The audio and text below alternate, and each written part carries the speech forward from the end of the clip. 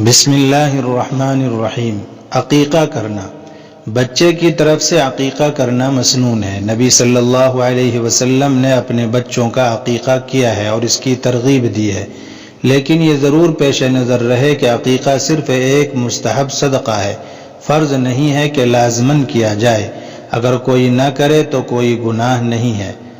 باپ خوشحال ہو تو بہتر یہی ہے کہ عقیقہ کرے، یہ بچے کی جان کا صدقہ ہے۔ عقیقہ کر دینے سے بلائیں دور ہو جاتی ہیں اور آفات و مصائب سے بچے کی حفاظت رہتی ہے۔ نبی صلی اللہ علیہ وسلم کا ارشاد ہے، ہر بچہ اپنے عقیقہ کے عوض رہن ہے۔ 7ویں روز اس کی طرف سے جانور ذبح کیا جائے اور اسی روز اس کا نام رکھا جائے اور اس کے سر کے بال اتروائے جائیں۔ عقیقہ دراصل اس جانور کو کہتے ہیں جو نومولود بچے کی ولادت کے 7ویں روز بطور صدقہ ذبح کیا جاتا ہے۔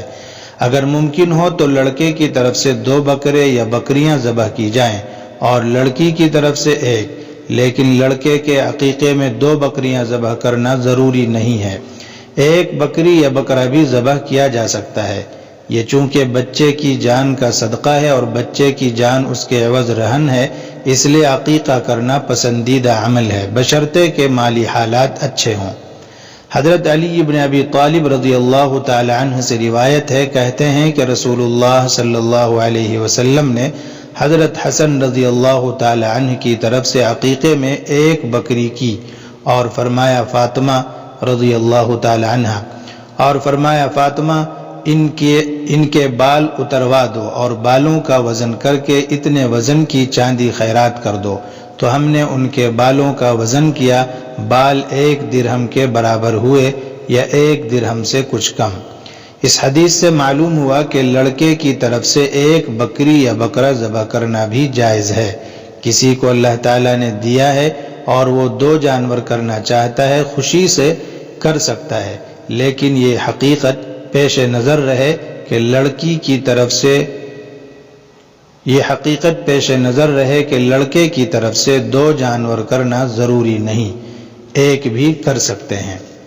عقیقہ 7ویں روز کرنا چاہیے۔ اگر کسی وجہ سے 7ویں روز نہ کر سکیں تو پھر 14ویں روز یا 21ویں روز کریں اور اس کے بعد بھی کر سکتے ہیں۔ عقیقہ مسنون تقریب ہے، سنت کی پیروی کی نیت سے نہایت سادہ انداز میں اس تقریب کو انجام دیں۔ آخر میں ایک بات اور سمجھ لیں کہ عقیقہ کا گوشت سب کھا سکتے ہیں، اس میں کسی قسم کی قید کہ دادا دادی یا نانا نانی نہیں کھا سکتے فضولیات میں سے ہیں اور احادیث میں اس کا کوئی ثبوت نہیں ملتا۔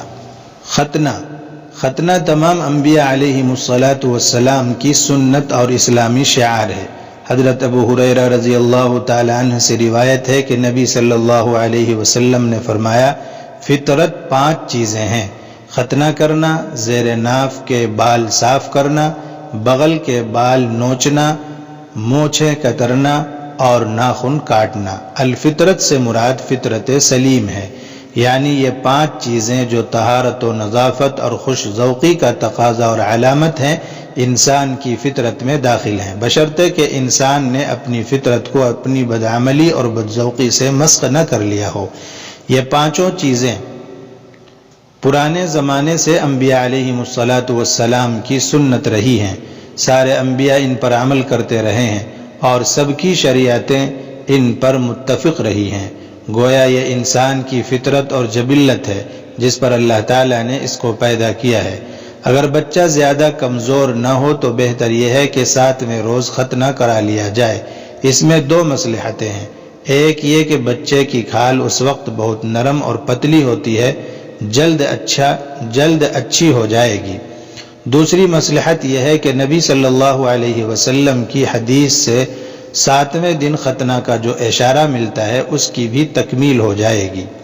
حضرت سلمان بن عامر رضی اللہ تعالی عنہ کہتے ہیں کہ میں نے نبی صلی اللہ علیہ وسلم سے سنا، آپ فرماتے تھے، بچے کی ولادت کے ساتھ عقیقہ ہے، بس اس کی طرف سے خون بہاؤ اور اس سے گندگی وغیرہ دور کرو۔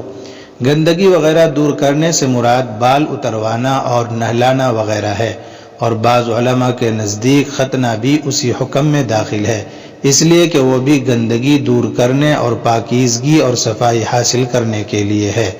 لہذا مستحب یہ ہے کہ 7ویں روز ختنہ کرا لیا جائے، اور اگر کسی وجہ سے نہ کرائیں تو 40 دن کے اندر اندر کرا لیں، ورنہ جب بھی کرائیں پہلے یا بعد میں کوئی حرج نہیں ہے۔ البتہ 2 باتوں کا خیال رہے، ایک یہ کہ بہت زیادہ تاخیر نہ کریں، دوسری بات یہ کہ اس سنت کو نہایت سادہ انداز میں کسی بڑے اہتمام کے بغیر ادا کریں۔ اگر حالات سازگار ہوں اور اس سنت کو ادا کرنے کی خوشی میں اپنے دوست احباب کو کچھ کھلائیں پلائیں تو گنجائش ہے، لیکن اس کو مستقل تقریب کی شکل دینا اور نمود و نمائش کے لیے کچھ خرچ کرنے کو ضروری سمجھنا اسلامی مزاج سے میل نہیں کھاتا۔ بے وجہ اپنے اوپر کچھ چیزیں لازم کرنا اور پھر زیر بار ہونا اور اپنے لیے پریشانیاں پیدا کرنا شریعت کی نافرمانی ہے۔ بہتر یہی ہے کہ اس سنت کو اس طرح سادگی کے ساتھ ادا کیا جائے کہ خواہ مخواہ یہ لوگوں کے لیے پریشانی اور زحمت کا باعث نہ بنے۔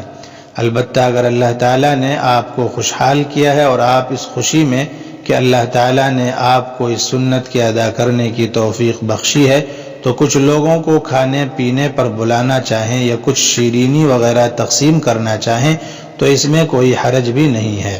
حضرت سالم رضی اللہ تعالی عنہ کہتے ہیں جب ابن عمر رضی اللہ تعالی عنہما نے ہماری اور نعیم کی ختنہ کرائی تو اس خوشی میں انہوں نے ایک مینڈھا ذبح کیا، تو میں نے دیکھا کہ ہم اپنے ساتھ کے بچوں میں فخر اور خوشی کا اظہار کر رہے ہیں کہ ہماری طرف سے تو مینڈھا ذبح کیا گیا۔